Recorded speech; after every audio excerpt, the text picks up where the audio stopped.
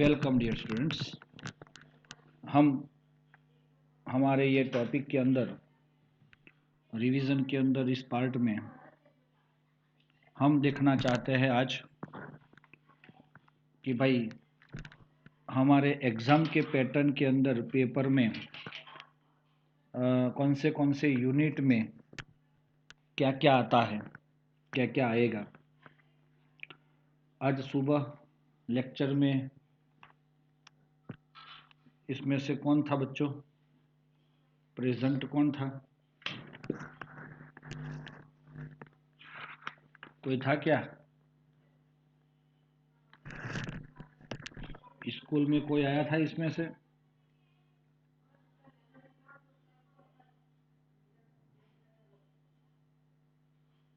तो ये तो गलत बात है ना दोस्तों।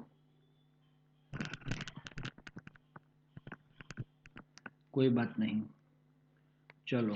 तो आज हमने स्कूल के अंदर सेक्शन डी की बात कर दी है। सेक्शन डी में कौन से चैप्टर में से क्या क्या आता है उसकी बात की है दोस्तों। फास्ट बता देता हूँ, नोट डाउन कर लेना दोस्तों। सेक्शन डी के अंदर क्वेश्चन आता है, क्वेश्चन नंबर 22 टू 27। मतलब कितने क्वेश्चन आए? क्वेश्चंस होंगे 6, है ना? यस, क्वेश्चन होंगे 6। चलो, उसमें से कितने लिखने हैं?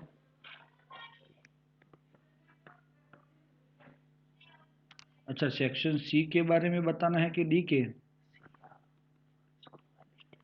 यस, ये डी नहीं है, सी ही है दोस्तों। बिल्कुल सही बात है। राइट करना है क्वेश्चन नंबर कितने? 6 में से 4। कितने लिखने हैं हमें? 4 सेक्शन लिखने हैं, 4 क्वेश्चन। और ईच क्वेश्चन कंटेन्स 4 मार्क्स। तो टोटल 6 क्वेश्चन मतलब सेक्शन सी के अंदर है और 4 लिखने हैं, तो 4 4 जा 16 मार्क्स का ये आपका सेक्शन होगा पार्ट बी में, जिसमें से क्वेश्चन 22 की बात की जाए तो वो आएगा आपका चैप्टर नंबर 2 में से, है ना, सॉल्यूशन में से। और मोस्ट प्रोबेबिलिटी ये क्या आएगा? एग्जाम्पल। और थोड़ी प्रोबेबिलिटी थियरी आएगा। ओके, चलो। ये चीज़ हमारा जो सॉल्यूशन है वो चैप्टर में से हमें ये आएगा। क्वेश्चन नंबर 23 की बात की जाए, चैप्टर नंबर 4 कौन सा है? केमिकल काइनेटिक्स, जिसमें से मोस्ट प्रोबेबिलिटी एग्जाम्पल आएगा। समझ में आया कि भाई इसमें से आपका एग्जाम्पल आने के चांसेस है, लेकिन थियरी भी हमें थोड़ी निगलेक्ट नहीं करनी चाहिए, लेकिन एग्जाम्पल आएगा। क्वेश्चन नंबर 24 उसके अंदर आएगा आपका chapter number 7 P block element. उसमें क्या आएगा? थियरी।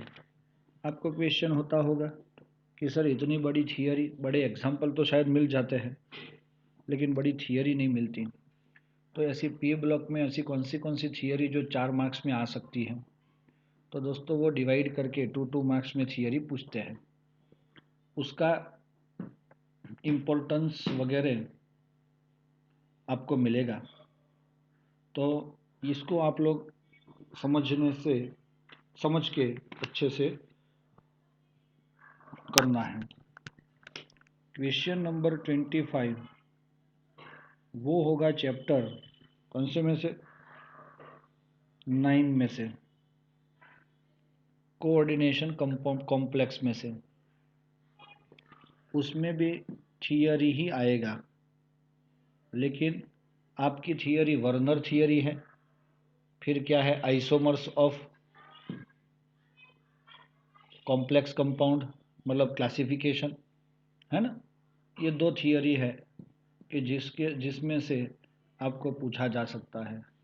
और एक इम्पोर्टेंट से इम्पोर्टेंट है ज़्यादा, वो है कि किसी कॉम्प्लेक्स का क्या करना, IUPAC नेम, फिर ऑक्सीडेशन नंबर, फिर number of electron, electronic configuration, unpaired electron, magnetic moment,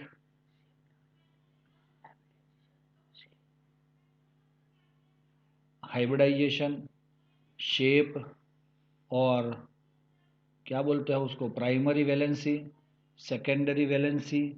ये इसमें से 4 टॉपिक, वो टॉपिक तो नहीं है लेकिन 4 चीज़ आपको पूछी जा सकती है, जिसको आप लोग अच्छे से समझ सकते हो। ये हो गया 25 नंबर का क्वेश्चन। नंबर 26 एंड 27 की बात की जाए तो वो क्या होगा दोस्तों, तो वो होगा चैप्टर कौन सा 11, 12 एंड 13। उसमें से या तो सिंगल रिएक्शन होते हैं या तो मर्ज किया हुआ क्वेश्चन आ सकता है, कन्वर्जेशन हो सकता है। समझ में आया? तो ये यहाँ पे कंपलसरी आता है। अब आप इसमें से क्या निगलेक्ट कर सकते हो वो आप कर सकते हो अपने हिसाब से, लेकिन जो भी करो बाकी का उसको परफेक्ट करोगे तो आपके 16 मार्क्स कोई नहीं एमिट कर सकता, वो कोई निकाल नहीं सकता, कम नहीं कर सकता। समझ में आया दोस्तों? और इसके पूरे मार्क्स मिले ऐसा सिस्टम होता है। मैं एक एग्जांपल आपको सेक्शन सी का जितने भी है उसको मैं एक्सप्लेन करूँ आपको, है दोस्तों? करूँ क्या?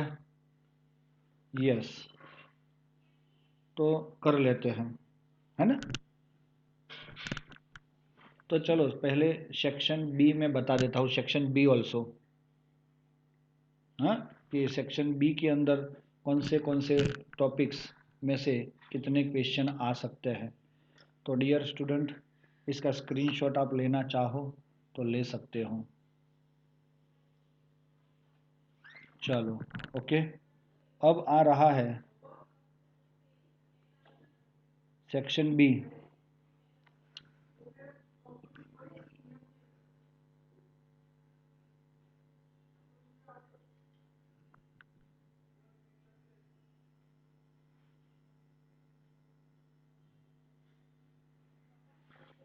टेर लिस्ट में नहीं होगा, 13 जो है वो आपके लिस्ट में नहीं है कल के टेस्ट में, तो वो कल नहीं आएगा, लेकिन मैं ये बोर्ड की बात कर रहा हूँ। समझ में आया? तो यहाँ पे अभी सेक्शन बी आ रहा है। तो दोस्तों, total number of question of section B is question 13 to 21।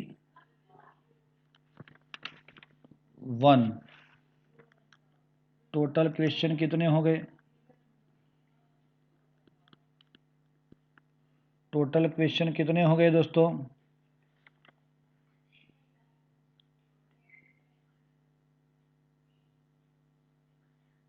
9 question हो गए, है ना। काउंट करो, 13, 14, 15, 16, 17, 18, 19, 20, 21। तो यहाँ पे टोटल क्वेश्चन कितने हैं? 9 हैं। अब दूसरी बात कि भाई उसमें से कितने लिखने हैं? ओनली 6। तो 9 में से ओनली 6 लिखने हैं। और टोटल ईच क्वेश्चन मार्क्स कितने हैं? 3 मार्क्स, तो सेक्शन बी के मार्क्स कितने हो जाएंगे? 18 मार्क्स हो जाएंगे। 6 3 जा 18। तो दोस्तों आपको सेक्शन बी को भी अच्छे से करना होगा और चाहिए भी। चलो क्वेश्चन 13 की बात करूँ ना मैं आपको, तो वो चैप्टर नंबर 1 में से, मतलब सॉलिड स्टेट में से आ सकता है। तो सॉलिड स्टेट में से क्या आ सकता है दोस्तों? वो वाला आपका जिसको बोला जाता है पैकिंग कैपेसिटी, पैकिंग एफिशिएंसी, वो क्वेश्चन तीनों में से एक आ सकता है, या तो वो एग्जाम्पल आ सकता है, एटम्स के नंबर्स फाइंड करने का आ सकता है। समझ में आया दोस्तों? तो ऐसा क्वेश्चन 3 मार्क्स में आ सकता है। उसमें से इम्पोर्टेंट तो हम देंगे दोस्तों। क्वेश्चन नंबर 14 आएगा चैप्टर नंबर 3 में से, इलेक्ट्रोलिसिस में से। समझ में आया? मोस्टली प्रोबेबिलिटी उधर क्या है? एग्जाम्पल की है। यस, चैप्टर 1 में थियरी ज़्यादा रहेगा, उसमें भी तो एग्जाम्पल है ना? नहीं, चैप्टर नंबर 1 में एग्जाम्पल क्या हो सकते हैं? डेंसिटी वाले हैं, तो वो एग्जाम्पल में से हम मान सकते हैं आंसर पूछने के चांसेस आई थिंक 40% है, और थियरी आने के चांसेस कितने परसेंट है? 60%। तो ये कल की बात नहीं कर रहा हूँ मैं, ये बात कर रहा हूँ किस चीज़ की? बोर्ड एग्ज़ाम की। तो इसीलिए आपको डेंसिटी वाले 3-4 एग्जाम्पल है वो, और पैकिंग एफिशिएंसी वो करना बहुत ज़्यादा आवश्यक रहेगा। अब ये चैप्टर नंबर 3 में से एग्जाम्पल आने के चांसेस 70 to 75% हो जाएगा, और थियरी आने के चांसेस कितने हैं? ओनली 25%। थियरी नहीं आएगा ऐसा नहीं बोल सकते, लेकिन वो कौन सी थियरी आ सकती है वो हम बाद में भी समझ सकते हैं।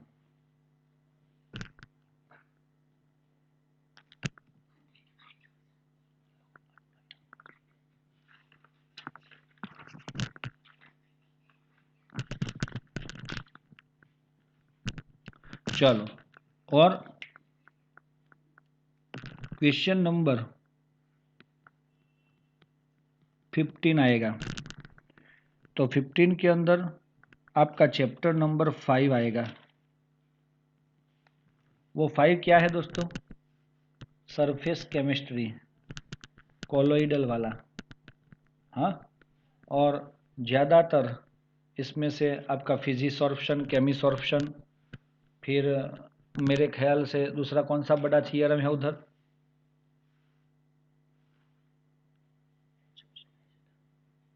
हाँ, एब्जॉर्प्शन आइसोथर्म है एक, है ना? फ्रुंडलिच है ना? फ्रुंडलिच, वो आ सकता है। और थोड़े पीछे जाएंगे तो कॉलोइड्स में से कुछ थियरी है, वो भी आ सकती है, कॉलोइड्स। तो ये आप ध्यान में रखना है। चलो समझ में आया? तो इसमें से तो ओनली थियरी ही आएगी 100%। फिर आ रहा है क्वेश्चन नंबर 16, वो आता है चैप्टर नंबर 8 में से। किस में से आएगा? चैप्टर नंबर 8 में से। तो दोस्तों हाँ, मिसेल भी आ सकता है, लेकिन मिसेल मुझे लग रहा है निकाल दिया है इसमें से। हाँ, वो ओमिट किया हुआ पार्ट है, यश चेक कर लेना। चलो, ये इसमें से भी थियरी आ सकती है। वो तो याद है ना, KMnO4 वाली थी ना वो, NK2Cl2O7, वो दोनों में से एक आएगी। उसमें से कौन सी कैंसिल है? K2Cl2O7, तो KMnO4 ही आएगी, समझ लेना। उसमें से preparation properties physical and chemical वो दोनों अच्छे से करनी है तो वो ही आएगा, और कुछ ज़्यादा उसमें नहीं आएगा। बाकी कोई है ही नहीं, थियरी ही नहीं है इसमें। तो इसीलिए ये आपके लिए क्या है, सोने की चिड़िया है, सोने का अंडा देने वाली मुर्गी है। चलो 17th क्वेश्चन दोस्तों, वो हो जाता है आपका चैप्टर नंबर 9। चैप्टर नंबर 9 के अंदर 2-3 थियरीज है। कॉम्प्लेक्स कंपाउंड का तो ऑलरेडी उसमें तो क्वेश्चन आया ना आपको, एक क्वेश्चन उधर आया। वहाँ पे आपको सिर्फ देखो सेक्शन सी के अंदर सिर्फ वो स्ट्रक्चर के अकॉर्डिंग क्या करेंगे ये लोग कि भाई स्ट्रक्चर के अकॉर्डिंग आपको सब कुछ करना पड़ेगा, लेकिन यहाँ पे वो थियरी ही आएगा। क्या आएगा? थियरी। और वो थियरी कैसी हो सकती है? तो जनरली वो जो कॉम्प्लेक्स कंपाउंड आते हैं उसका जो शेप है, हाइब्रिडाइजेशन, मैग्नेटिक मोमेंट वगैरह जो हम करते थे ना, प्रूव करते थे। सपोज K4Fe6 है तो उसका मैग्नेटिक प्रॉपर्टी क्या है वो फाइंड करो, तो याद है वो थियरी हमारे आती थी।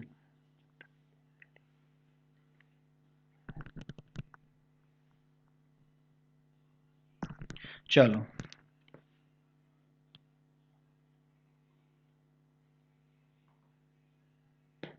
ओके, तो उसके बाद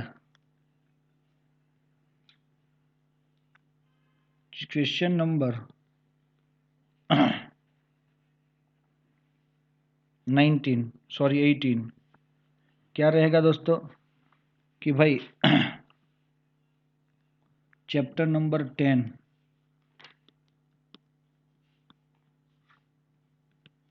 रिएक्शन आ सकते हैं हेलाइड वाले। Question number 19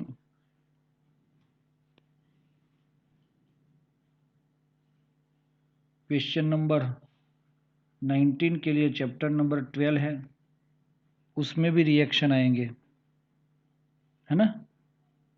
question number 20 chapter number 13 उसमें भी रिएक्शन आएगा।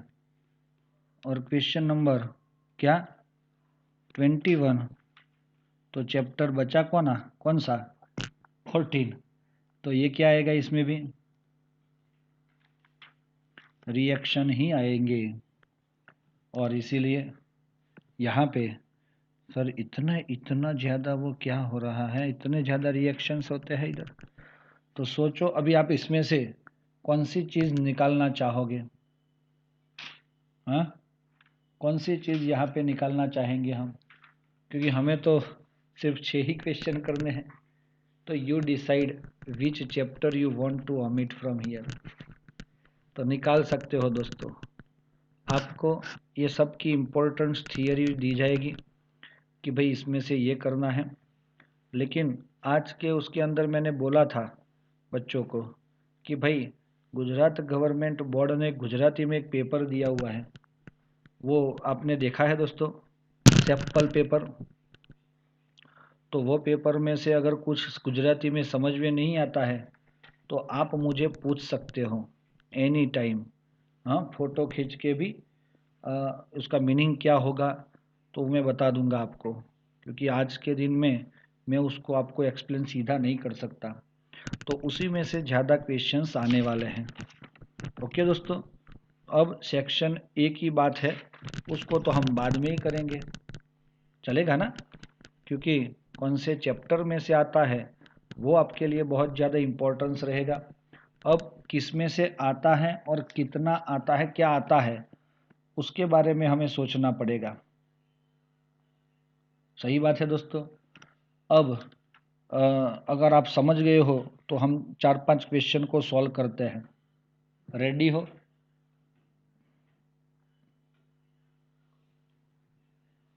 देखो इधर, ओके। तो यहाँ पे हम क्वेश्चन नंबर 1 देखते हैं। तो हमें क्या लग रहा है?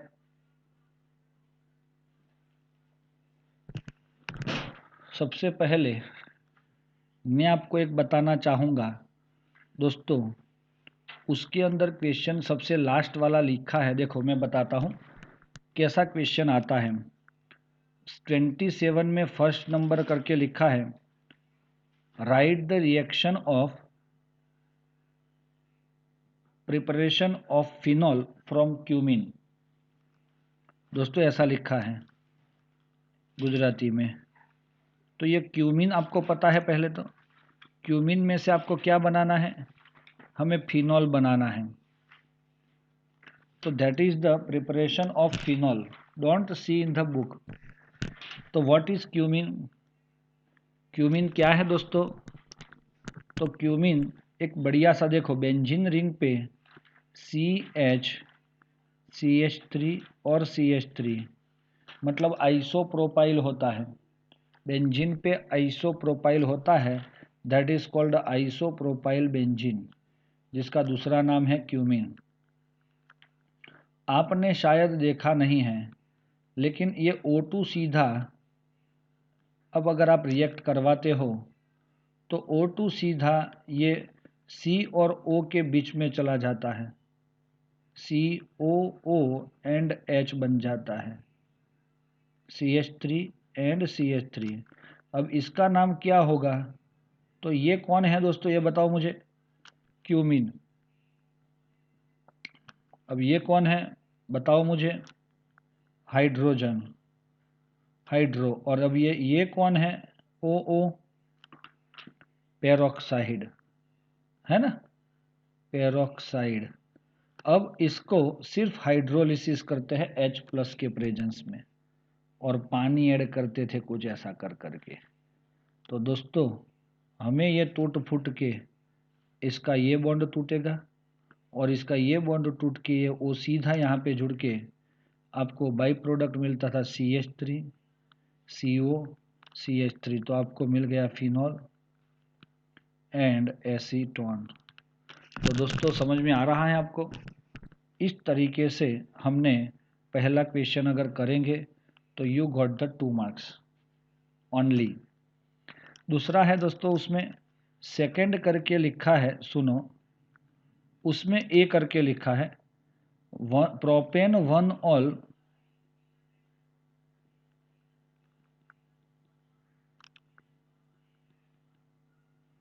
From formaldehyde.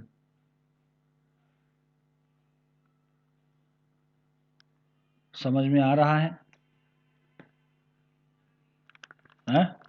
चलो, प्रोपेन 1 ऑल फॉर्माल्डिहाइड में से बनाना है। शायद मुझे याद है थोड़ा थोड़ा कि हमने कल ही इसको किया था।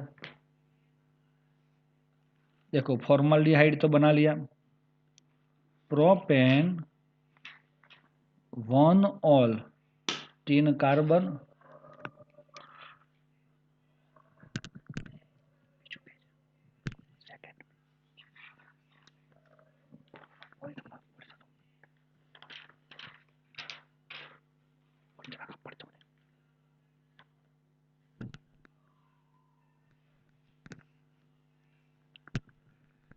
ओके दोस्तों। अब यहाँ पे देखो, इसके अंदर हमने देखा था कि ये रिएक्शन कौन सा होगा, फ्रॉम आल्डिहाइड अल्कोहल, और ज़्यादा कार्बन चाहिए तो गुजराती में आपने कुछ लिखा था,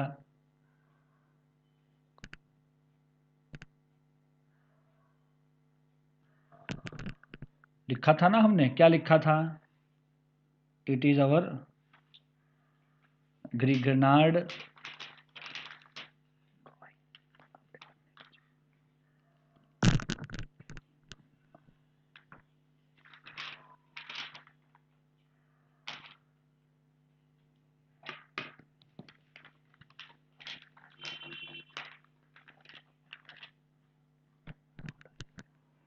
चलो, तो ये ग्रिगनार्ड रिएक्शन था दोस्तों, याद है? कौन सा रिएक्शन? ग्रिगनार्ड।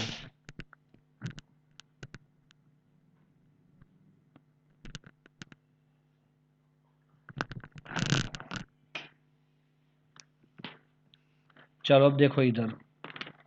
ओके, सब सही हो गया बच्चों, रेडी है? इसमें कितने कार्बन हैं? 1 कार्बन। और यहाँ पे अल्कोहल में कितने कार्बन हैं? 3 कार्बन। अगर 2 कार्बन ज़्यादा है ऐसा अल्कोहल बनाना है तो हमें क्या करना होगा? 2 कार्बन वाला क्या लेना होगा? ग्रिग्नार्ड रिएजेंट लेना होगा। और वो लिया मैंने CH3 CH2 MgBr, या तो I ले सकते हो। अब इसका ये बॉन्ड ब्रेक होगा और ये माइनस प्लस होके वही सिस्टम से जाएगा, तो ये माइनस बन के C के ऊपर अटैच होके C के साथ कौन जुड़ा? CH2 CH3। और ये बॉन्ड ऑक्सीजन का टूट के ऑक्सीजन के ऊपर नेगेटिव आयन आया था, MgBr जुड़ जाएगा। उसका हाइड्रोलिसिस करोगे आप लोग तो आपको तो पता है, यहाँ पे H प्लस और माइनस होके हमारा यही स्ट्रक्चर को मैं लिख लेता हूँ। देखो इधर CH3 यहाँ से स्टार्ट कर रहे हैं, CH2 CH और H डैश OH। सीधी सी बात इतनी समझ लो, कितने कार्बन कम हो रहे हैं उसके अकॉर्डिंग आपको क्या करना है, यहाँ पे अल्कोहल बनाना है और ग्रिग्नार्ड रिएजेंट लेना होगा। चलो दोस्तों, ये सबका नाम लिख लेना। फॉर्माल्डिहाइड, इथाइल मैग्नीशियम ब्रोमाइड और प्रोपेन 1 ऑल, ये इंटरमीडिएट है ना? यस और नॉट? ये क्या बन जाएगा? इंटरमीडिएट बनेगा। चलो अब ऑप्शन बी आ रहा है आपके यहाँ, क्वेश्चन बी। अब ये आप खुद कर सकते हो, प्रोपेन 2 ऑल। देखो दोस्तों, प्रोपेन 2 ऑल फ्रॉम एसिटाल्डिहाइड। दोस्तों किसी को पता है एसिटाल्डिहाइड क्या होता है?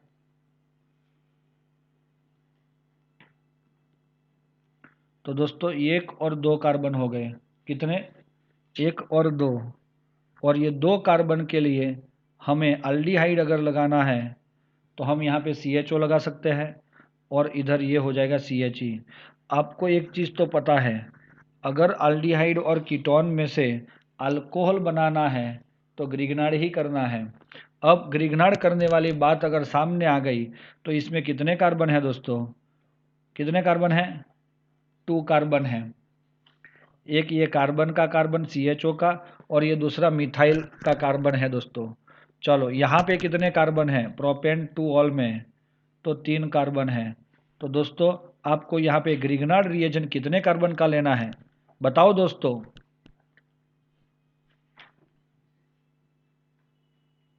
1 कार्बन। तो 1 कार्बन वाला ग्रिग्नार्ड रिएजेंट कौन हो सकता है बताओ दोस्तों?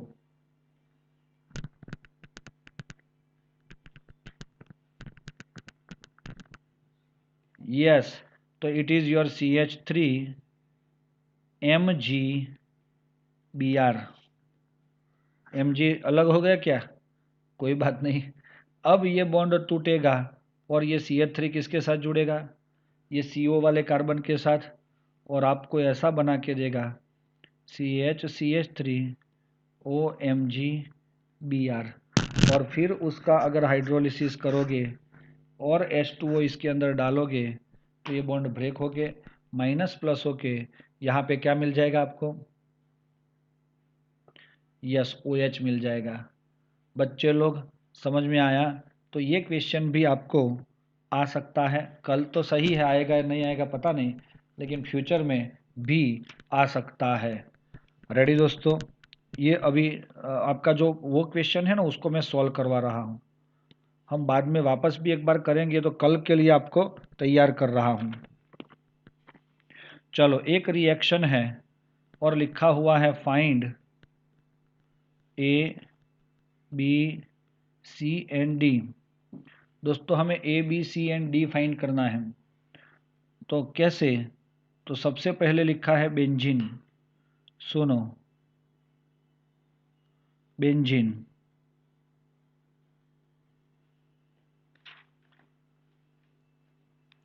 और फिर यहाँ पे लिया है CO एंड HCl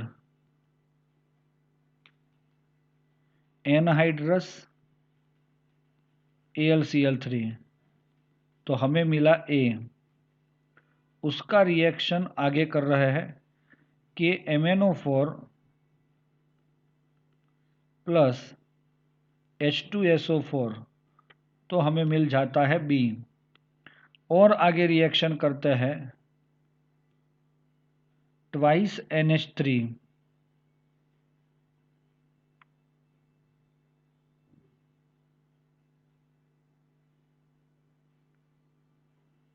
और डेल्टा, तो ऑप्शन सी। और फाइनली NaOBr और डेल्टा, तो ऑप्शन डी मिलता है। चलो, तो इसमें से आपको ABCD फाइंड करना है दोस्तों। अब आप लोग मुझे बताओ, ये कौन है? बेंजीन है।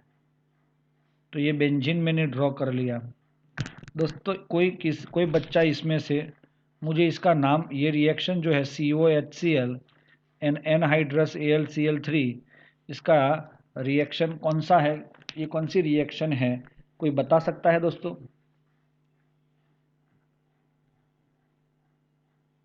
उर्मिक, ये कौन सा रिएक्शन है भाई?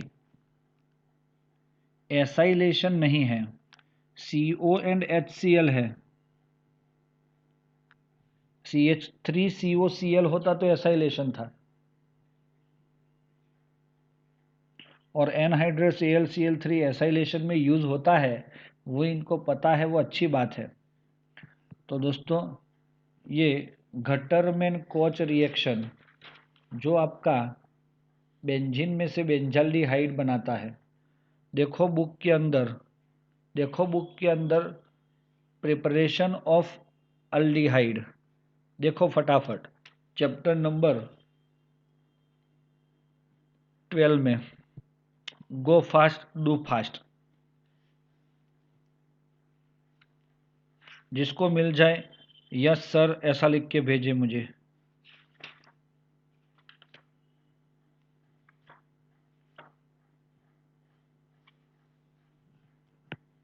दिखाई दिया दोस्तों? क्योंकि देखने से ही याद रहेगा ना हमें। अभी एक ही बच्चे को मिला है और किसी को नहीं मिला, तो मुझे पेज नंबर बोलना पड़ेगा यहाँ से। 363 पेज नंबर पे जो बेंजीन COHCl एनहाइड्रस AlCl3 का जो रिएक्शन है, वही आपका क्या है? ये बेंजाल्डिहाइड है। चलो, और उसका KMnO4 के साथ ऑक्सीडेशन हो रहा है। देखो यहाँ पे, ये अगर ऑक्सीडेशन होता है तो आपका CHO वो हो जाता है COOH। यस दोस्तों, ये सबका नाम आपको लिखना है, benzaldehyde, and it is your benzoic acid. फिर ट्वाइस NH3 लिखा है, एक्चुअली हमें एक ही NH3 चाहिए। चलो दोस्तों, यहाँ पे दो प्रोसेस होती है, एक ट्वाइस NH3 और दूसरी प्रोसेस है डेल्टा। चलो मैं बता देता हूँ। अगर NH3 के साथ रिएक्शन हुआ तो कार्बोक्सिलिक एसिड का अमोनिया के साथ रिएक्शन आपने देखा होगा। Chemical property of carboxylic acid देखो,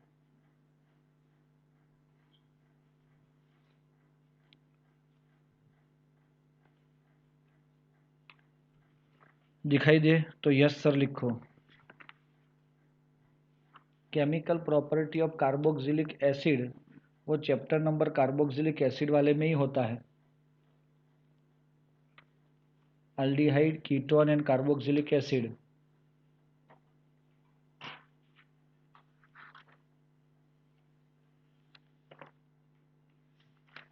मिला? Chemical property of carboxylic acid,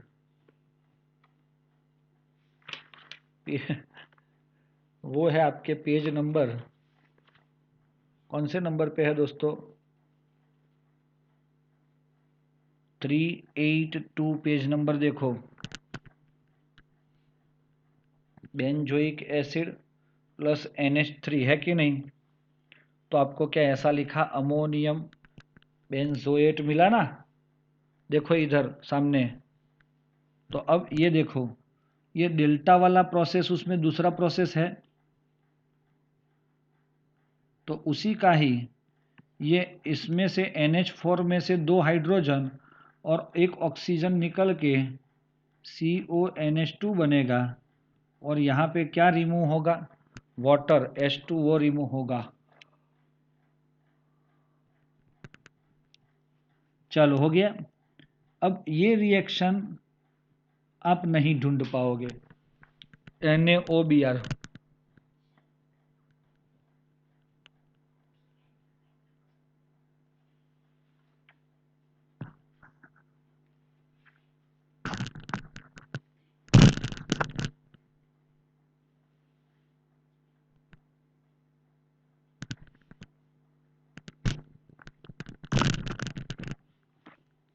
दोस्तों ये रिएक्शन फेहलिंग जो है वो बेटा होता है आपके एल्डिहाइड में, टॉलेंस एंड फेहलिंग, इसीलिए इसमें फेहलिंग नहीं होगा। NaOBr number oxidation of ketone, वैसे तो ये कीटोन है ही नहीं, ये तो अमाइड है। तो आपका अमाइड का कहीं पे अगर रिएक्शन देखा हो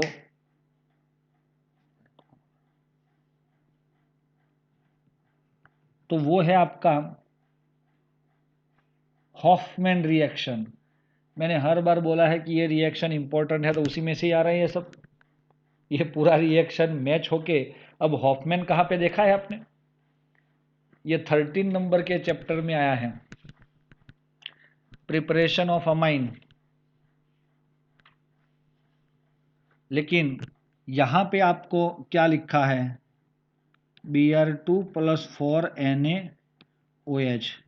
दोस्तों ऐसा Br2 के साथ ये रिएक्ट करके ये NaOBr बनता है, सोडियम हाइपोब्रोमाइट, याद रखना। तो इसकी वजह से ये आपका CONH2 कन्वर्ट होके क्या बन जाएगा? CONH2 में से CO निकलता है, याद हो तो मैंने सब जगह पे उधर दिखाया है आपको, that is your aniline Benz amide. तो दोस्तों ये क्लियर हो गया, तो आपको समझ में आ जाएगा। तो क्लियर है दोस्तों?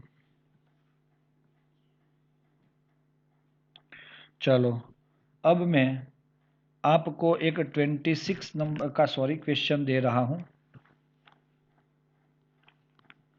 26 नंबर का क्वेश्चन ये 25 नंबर का क्वेश्चन ये है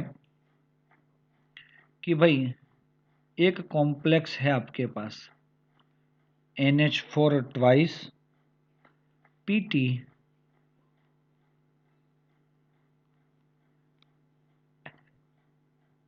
NH2 ट्वाइस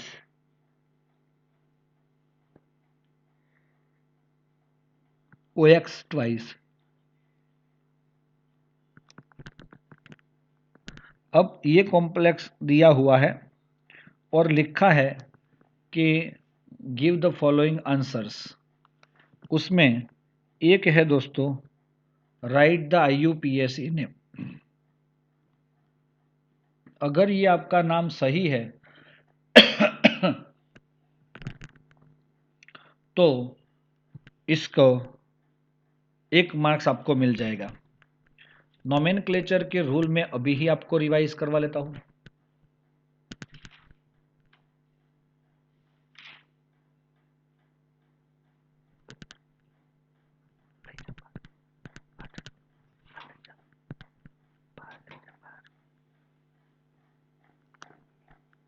चलो तो सबसे पहले पॉजिटिव आयन का नाम लिखा जाता है, तो इसमें पॉजिटिव आयन NH4 प्लस है, तो हम लिखेंगे दोस्तों अमोनियम आया कि नहीं, अमोनियम। और फिर इसके बाद ये जो कॉम्प्लेक्स है ना उसका नाम लिखना है हमें, तो उसके अंदर ये NH2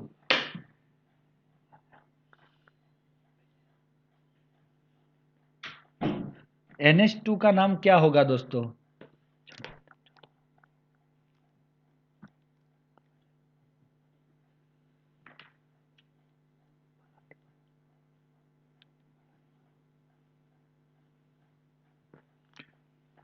अमाइन।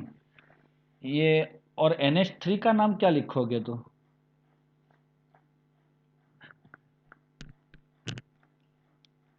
दोस्तों NH3 का नाम अमाइन है। NH2 जो है वो माइनस होता है और उसका नाम है अमाइड, और ये लिगेंड के तौर पे होता है तो इसको एमिडो बोला जाता है। क्या बोला जाता है? एमिडो। तो अमोनियम डाई अमाइडो, समझ में आया?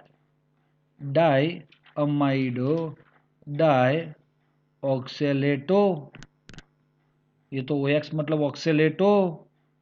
अब ऑक्सीडेशन नंबर ये रोमन में लिखना है। चलो दोस्तों, जो मेटल, अरे यार ऑक्सीडेशन नंबर कहाँ है? मेटल का नाम कहाँ चला गया? रुको रुको रुको रुको।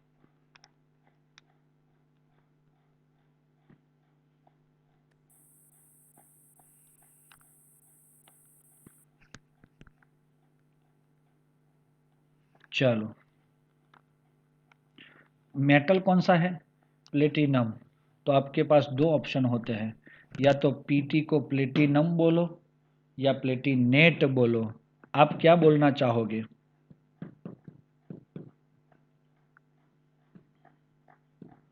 नेट।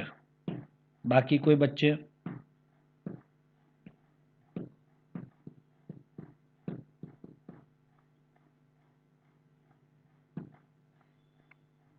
सर हमें पता ही नहीं है।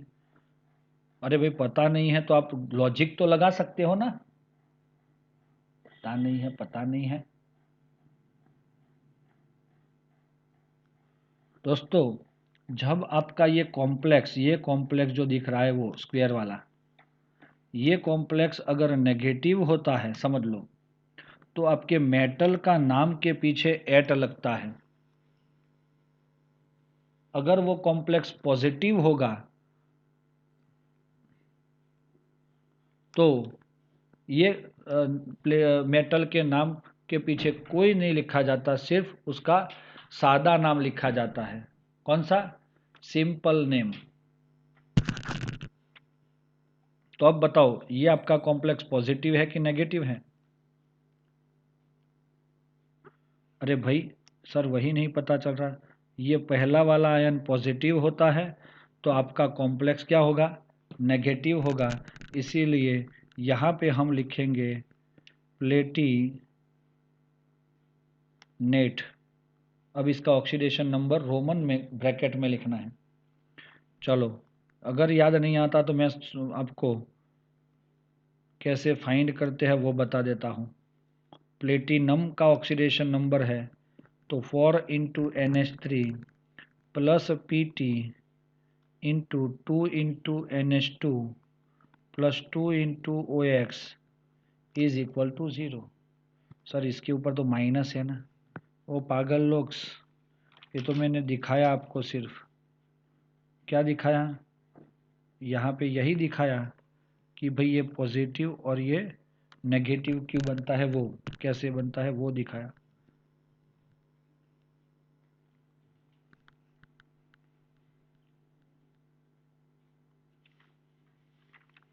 तो दोस्तों चलो मुझे बताओ, ये 2 इंटू NH4 का वैल्यू ऑक्सीडेशन नंबर +1 प्लेटिनम। चलो NH2 एमाइडो है -1, ऑक्जेलेटो है -2 इज इक्वल टू 0। 2 वन ज़ा 2 प्लेटिनम, 2 वन ज़ा -1 -2 -4 इज इक्वल टू 0। ये 2 2 कैंसिल हो जाएगा तो प्लेटिनम इज इक्वल टू +4। तो दोस्तों इस तरीके से हमें क्या मिल जाता है कि भाई प्लेटिनम +4 मिलता है। कितना मिलता है? +4।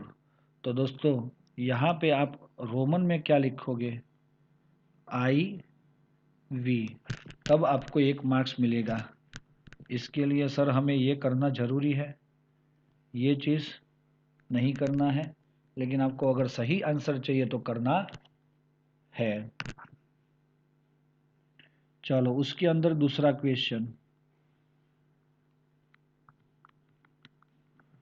क्वेश्चन ये है, फाइंड द कोऑर्डिनेशन नंबर।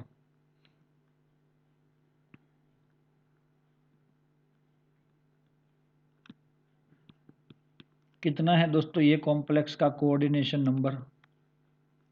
ये प्लेटिनम कितनी साइड से लिगेंड के साथ जुड़ा है? दोस्तों ये अमाइड 2 है, एक अमाइड यूनिडेंटेट है, तो 2 अमाइड 2 साइड से जुड़े हैं। लेकिन ये ऑक्जेलेटो जो बोला हमने वो डाइडेंटेड है, तो ये -2 है, ऐसे 2 है, तो वो 4 साइड से जुड़ता है। तो दोस्तों इसका स्ट्रक्चर ऐसा बन जाता है, देखो मैं बताता हूँ। प्लेटिनम, और ये प्लेटिनम के साथ, सॉरी,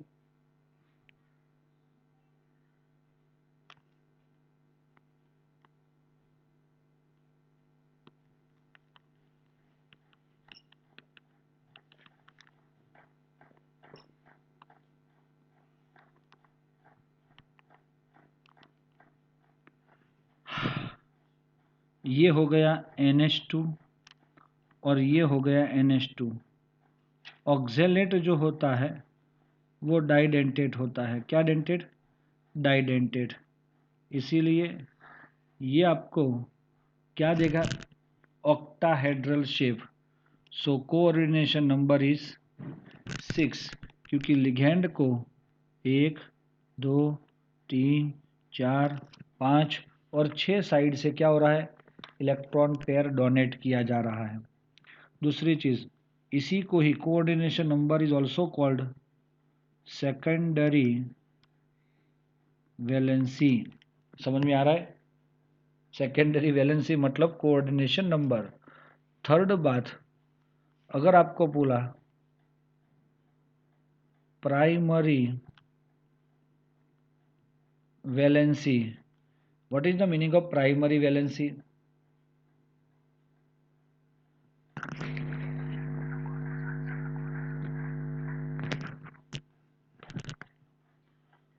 तो इसको बोला जाता है ऑक्सीडेशन नंबर ऑफ मेटल, तो इट इज ऑल्सो +4। तो +4 इज द प्राइमरी वैलेंसी। चलो ये नहीं था, लेकिन मैंने साथ में आपको समझा दिया। चलो नंबर 3 आता है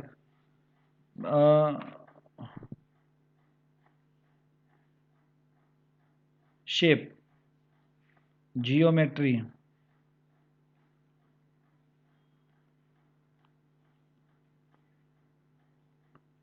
जियोमेट्रिकल शेप क्या होता है? तो दोस्तों यहाँ पे आप शीघ्र में देख सकते हो, सेंट्रल एटम प्लेटिनम के साथ क्या जुड़ा है? 6 साइड से जुड़े हैं ना, तो इसका शेप क्या हो जाएगा? ऑक्टाहेड्रल। याद है ना? तो octahedral shape like this is called octahedral shape. शायद आपको याद हो तो 1 2 3 4 ऊपर, 1 2 3 और 4 नीचे, ऐसे ये ऑक्टाहेड्रल मिल जाएगा। चलो फिर आ रहा है उसमें ऑप्टिकल एक्टिव।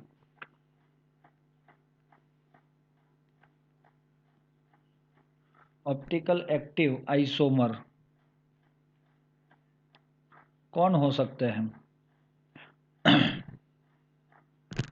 तो ये आपको दिखाई दे रहा है कंपाउंड। कोई दूसरा ऑप्शन है दोस्तों इसमें? ऐसा ही होगा सर, NH2 एंड NH2 तो लिख लिया मैंने,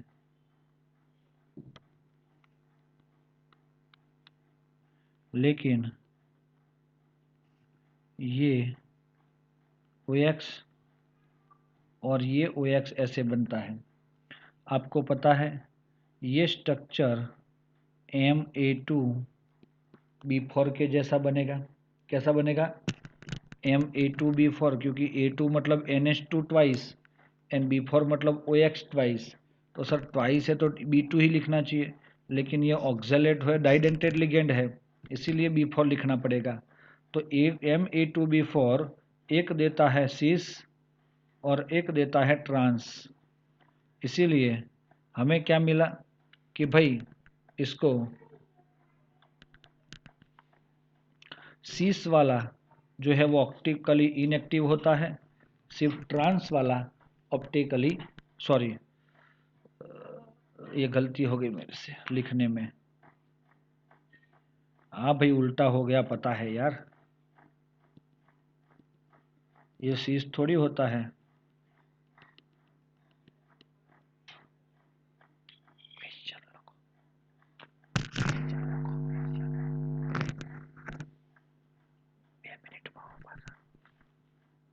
चलो तो हम क्या करेंगे इसको ये है सिस और आमने सामने होता है ट्रांस। ट्रांस ऑप्टिकली इनएक्टिव और सिस ऑप्टिकली एक्टिव, तो ये है आपका ऑप्टिकली एक्टिव आइसोमर।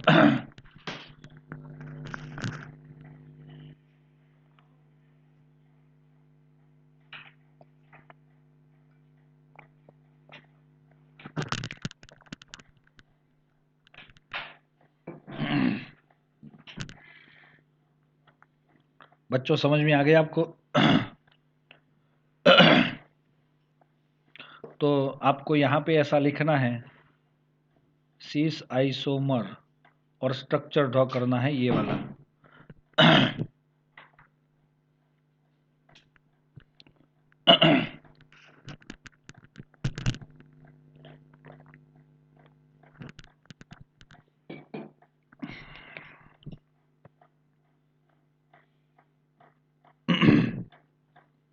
चलो ओके दोस्तों,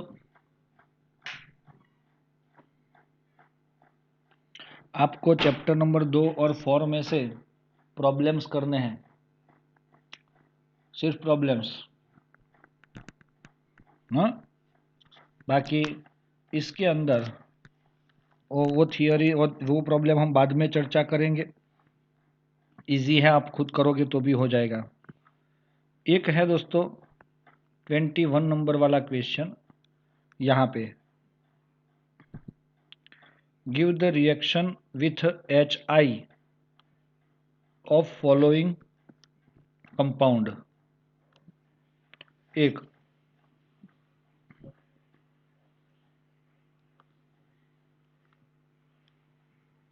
1-प्रोपोक्सी प्रोपेन, इसका HI के साथ रिएक्शन। दूसरा मिथॉक्सी बेंजीन, बेंजीन पे मीथ ऑक्सी। दोस्तों सब कुछ नाम से आपको स्ट्रक्चर अभी आता है, जब आता है तो ही आपके ये रोकड़ा मार्क्स आपको मिलेंगे दोस्तों।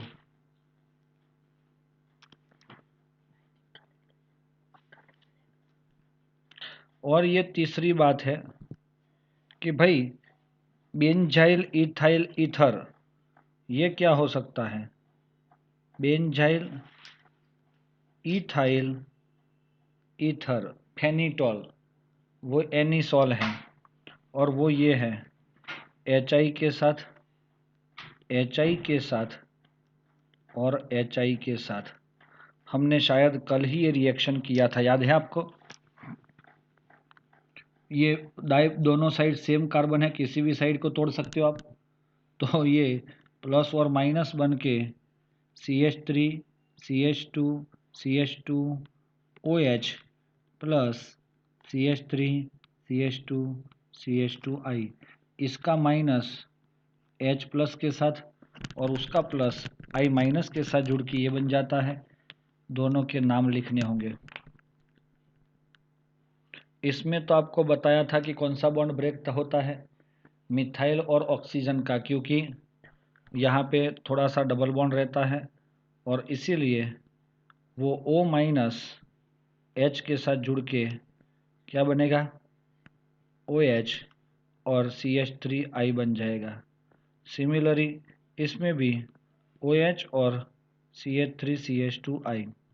सोचो दोस्तों, इतना इजी अगर रिएक्शन आपके सामने आ जाता है, क्वेश्चन आ जाता है, तो कितना मज़ा आ जाएगा, है ना। तो थोड़ी सी प्रिपरेशन आपको अच्छी है, इसीलिए वो आपको इजी लग रहा है। फिर आपको पूछा है right the IUPAC name, 3 marks में। हाँ, एक क्वेश्चन सिर्फ IUPAC नाम लिखने हैं। इसका नाम आप लोग मुझे बताओगे।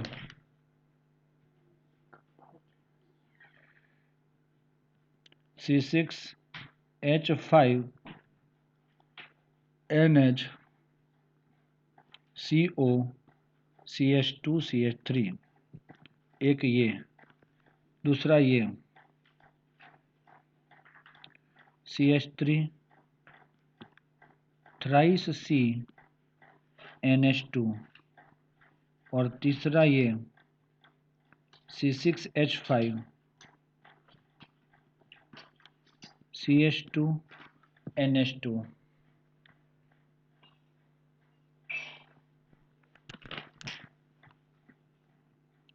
भाई इसका सबका नाम कितना खतरनाक है। पहले वाले का नाम किसी को आता है दोस्तों?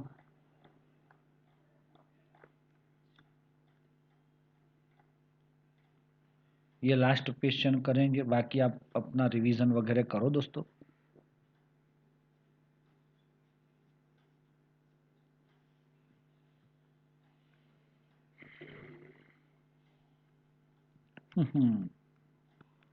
देखो ये C6H5 को आप ऐसे लिख सकते हो, इसके साथ NH है,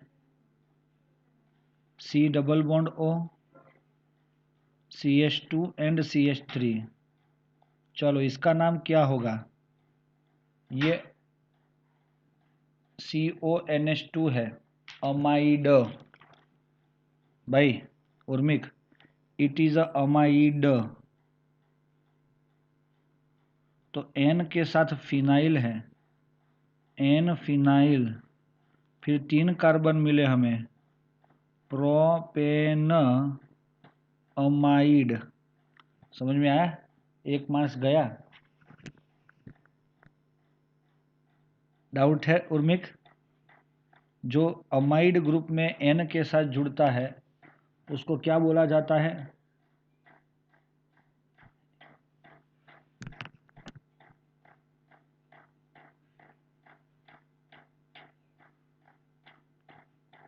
चलो उर्मिक समझ में आया तुझे भाई? CH3C, और वो C के साथ 3 मिथाइल है ना, CH3 एंड NH2। अब बताओ दोस्तों इसका नाम क्या होगा?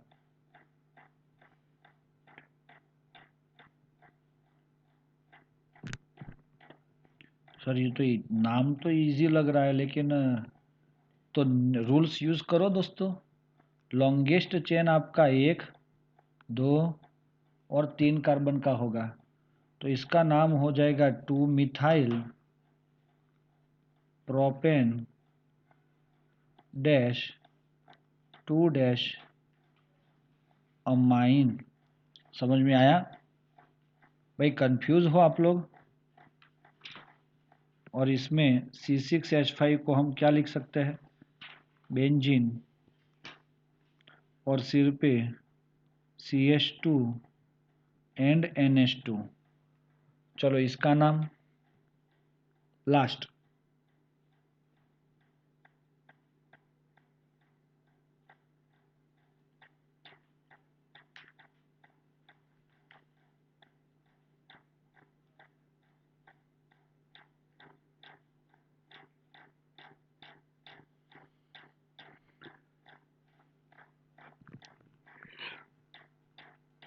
वैसे 1 कार्बन वाला अमाइन है, इसको मिथेनेमाइन बोला जाता है। लेकिन उसके साथ बेंजीन जुड़ा, phenyl methane amine. Benzyl amine आप बोलोगे ना तो वो कॉमन नेम हो जाएगा, इसलिए IUPAC नाम यही होगा।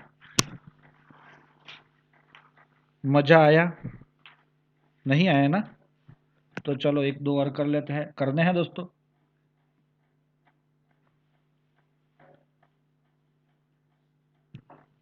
हेलो, चलो 19th क्वेश्चन है यहाँ पे भाई, प्रोड्यूस्ड या तो प्रिपेयर इथेनॉल फ्रॉम फॉलोइंग। दोस्तों आपको नीचे जो कंपाउंड दिया है उसमें से क्या बनाना है? इथेनॉल।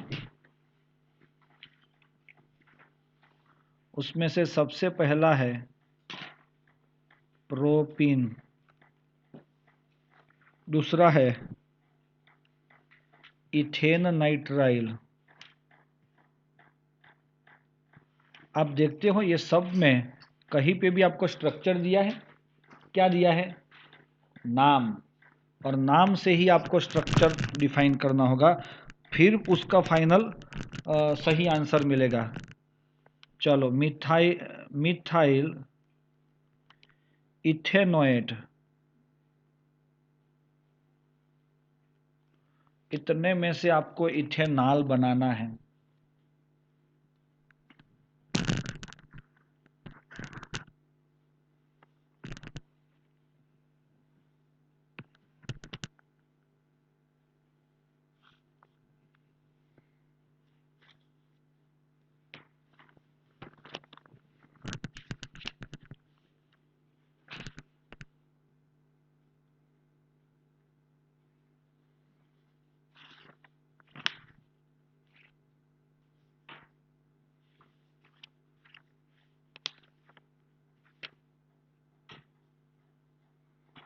चलो सबसे पहला वाला रिएक्शन में क्या आ सकता है?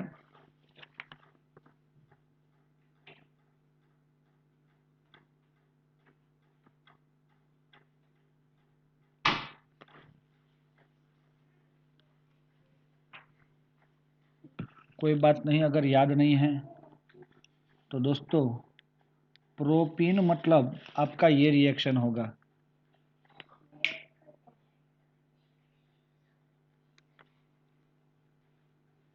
CH3 CH double bond CH2,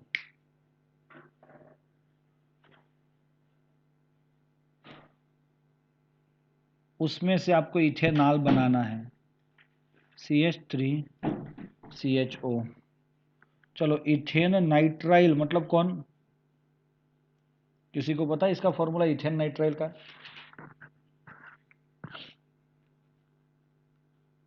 CH3CN, उसमें से क्या फाइंड करना है आपको? Ethanol, ethanol. और मिथाइल इथेनोएट में से आपको क्या फाइंड करना है? चलो मिथाइल मिथेनोएट मतलब कौन? Ethanoate, CH3 C double bond O, ये इथेनोएट हो गया, और यहाँ पे मिथाइल है। इसको आप अच्छे से समझोगे तब भी आप अच्छा कर सकते हो।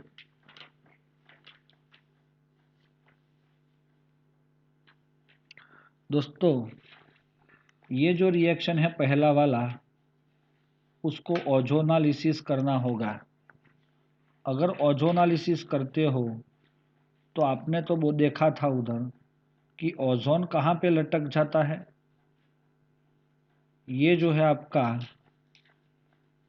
कौन, डबल बॉन्ड को तोड़ के वहाँ पे मंडप बनाता है, और जब उसका हाइड्रोलिसिस किया जाता है H+OH- शायद जिंक लिया जाता है Zn के प्रेजेंस में, तब देखो ये इसका ये बॉन्ड ब्रेक होता है, और ये बॉन्ड ब्रेक होके ये एसिटाल्डिहाइड और फॉर्माल्डिहाइड मतलब मिथेनॉल भी मिलता है।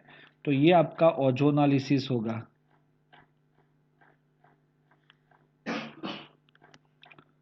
इथेन नाइट्राइल में से तो सीधा मिलता है दोस्तों डाई बाल H एंड H2O, और इसमें से भी इथेनॉल सीधा मिलता है डाई बाल H एंड H2O। समझ में आया? क्योंकि इसका देखो दोस्तों ये बॉन्ड ब्रेक होता है और इसका ये अमाइन वाला बॉन्ड ब्रेक होता है और आपको NH3 मिलता है यहाँ पे, और इसमें से CH3OH मिलता है। तो बच्चों समझ में आया आपको कि ये क्वेश्चन कैसे किया जाता है? यस, आ जाना चाहिए। आज का ये लास्ट क्वेश्चन। चलो उसके अंदर क्या है? Ethyl chloride react with following reaction.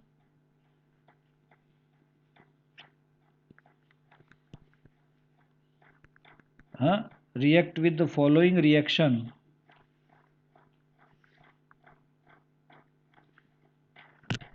Yes, तो सबसे पहले वो किस इथाइल क्लोराइड का फॉर्मूला क्या? CH3 CH2 Cl, सही है। उसका रिएक्शन हम सबसे पहले कर रहे हैं। एक क्वेश्चन है KCN, दूसरा है दोस्तों AgCN, और तीसरा है KNO2। तो बच्चों आपको पता है इसमें प्रोडक्ट क्या मिलती है? पहले वाले में K और Cl, KCl रिमूव होके CH3 CH2 CN मिलता है, जिसको प्रोपेन नाइट्राइल बोला जाता है। अब AgCN के साथ अगर रिएक्ट करते हैं तो क्या मिलता है उर्मिक? चलो इसको समझना है ना, तो हेलो अल्केन वाला SN रिएक्शन निकालो। SN पेज नंबर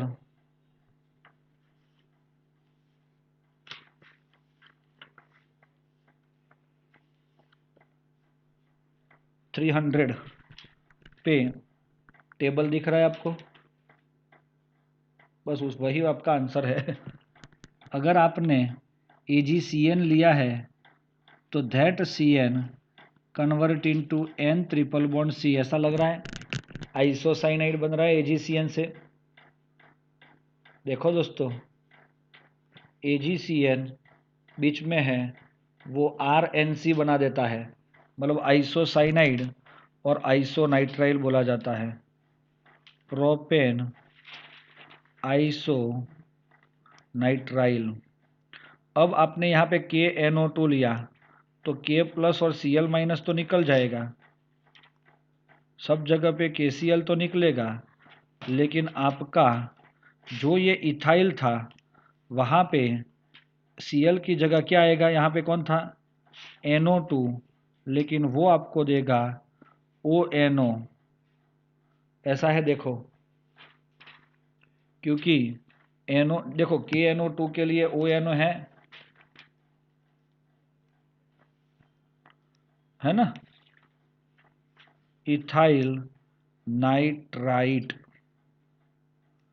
ओके, अगर AgCN लिया होता यहाँ पे, सुनो ये नहीं है लेकिन मैं लिखवा रहा हूँ आपको, अगर इन्होंने AgCN लिया होता तो आपका यहाँ पे AgBr रिमूव होता, सॉरी AgCl, यहाँ पे AgCl रिमूव होता और यहाँ पे क्या जुड़ता?